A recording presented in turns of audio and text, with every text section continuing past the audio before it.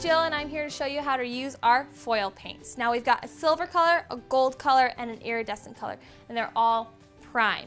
So I've got a finished canvas here. It's already been varnished and everything, and I'm going to choose gold to use on it. Kind of shake it up. Now you can use either one of these paintbrushes. They're from our toolkit.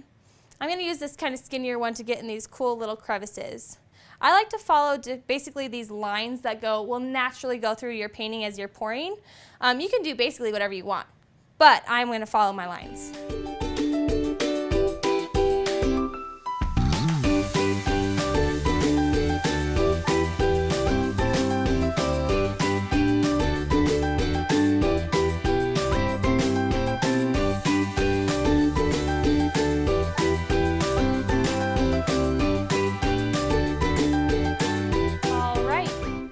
So that is the foil paint. It's a great way to add lines, shapes, textures, really anything you want to your painting. I think it gives it a great finish.